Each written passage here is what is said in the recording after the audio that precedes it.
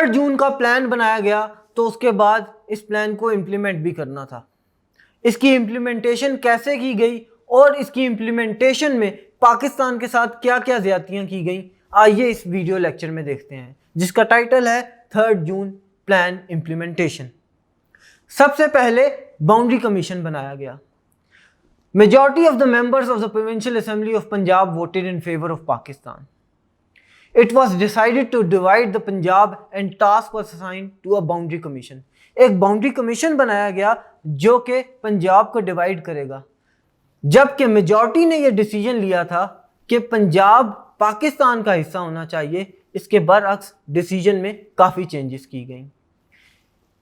British advocate sir Radcliffe को इसका in charge लगाया गया। इसके साथ साथ रेडक्लिफ को 2 मुसलमान और 2 हिंदू जजेस भी दिए गए ताकि वो इनको असिस्ट करें।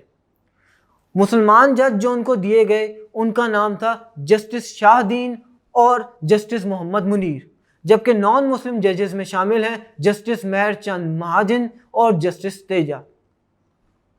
लेकिन लॉर्ड माउंटबेटन के इन्फ्लुएंस में आके सर रेडक्लिफ ने काफ़ी ज़्यादतियां पाकिस्तान के साथ की, खसूसन बंगाल में, जो कि डिस्ट्रिक्ट गुरदासपुर पाकिस्तान के हिस्से में आता था।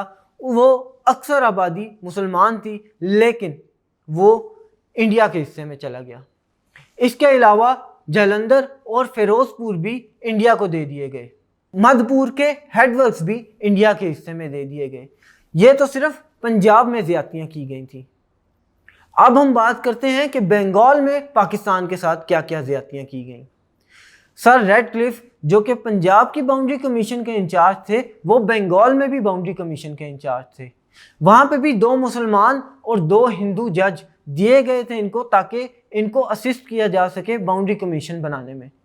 वहाँ पर जो मुसलमान जज थे उनका नाम अबू साले मोहम्मद अकरम और जस्टिस S.A. रहमान था, जबकि जो हिंदू जजेस थे उनका नाम जस्टिस C.C. बसवास और जस्टिस मुखर्जी था। और ये सिर्फ और सिर्फ रेडक्लिफ को असिस्ट करने के लिए दिए गए थे। लेकिन जो पंजाब में उन्होंने किया वही हाल बंगाल में भी पाकिस्तान के साथ किया, यानी कि इनके अक्सर इलाके ले लिए गए। वहाँ पर काफ़ी मुस्लिम मेजॉरिटी एरियाज थे, जैसे कि कलकत्ता, मुर्शिदाबाद और नदिया। ये इलाके पाकिस्तान में आने थे, लेकिन बाउंड्री कमीशन ने ये इलाके इंडिया में दे दिए। ये थी पंजाब की बात। अब हम देखते हैं कि NWFP में क्या करवाया गया। A referendum was held in NWFP और उसके बाद मेजॉरिटी ऑफ पीपल डिसाइडेड कि वो पाकिस्तान में शामिल होना चाहते हैं। यहाँ पर ऑल इंडिया मुस्लिम लीग को काफ़ी ह्यूज सक्सेस हुई और इस तरह NWFP जो कि मौजूदा KPK है वो पाकिस्तान में शामिल हो गया। अगर हम सिंध की बात करें तो सिंध की असेंबली ने भी पाकिस्तान की फेवर में वोट दिया और इस तरह पाकिस्तान का तीसरा सूबा यानी सिंध भी पाकिस्तान के हाथ आया। अगर हम बलोचिस्तान की बात करें तो बलोचिस्तान में नवाब और जिरगा ने दोनों ने पाकिस्तान के हक में वोट दिया और उन्होंने चाहा कि वो भी पाकिस्तान का हिस्सा बन जाएं और इस तरह बलोचिस्तान भी पाकिस्तान का हिस्सा बन गया। इसी तरह डिस्ट्रिक्ट सहलत में भी एक रेफरेंडम करवाया गया। The whole of Assam excluding Sylhet became part of India. Bihar, Orissa, Uttar Pradesh, Mumbai और मद्रास ये सब इंडिया के हिस्से में आ गए। अब इशू रह गया प्रिंसली स्टेट का, जो कि तादाद में 635 थी, यानी ये काफ़ी ज़्यादा तादाद में प्रिंसली स्टेट्स थी और इनके नवाब या राजाज इन पे हुकूमत किया करते थे। इनको ये इम्यूनिटी दी गई थी कि ये किसी भी स्टेट के साथ यानी इंडिया या पाकिस्तान किसी के साथ भी आ सकते हैं।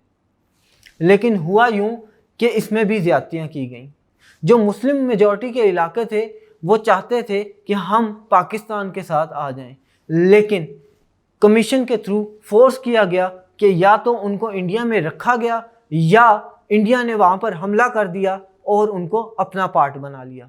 जैसे कि कश्मीर जो कि चाहते थे कि हम पाकिस्तान का हिस्सा बन जाएं, लेकिन इंडिया ने या बाउंड्री कमीशन ने ऐसा होने नहीं दिया। बिला आखिर इस सब के बाद on 18 July 1947 British government approve the Indian independent act, यानी बरे सगीर की पार्टीशन की गई और 2 मुल्क बनाए गए, एक पाकिस्तान और एक इंडिया।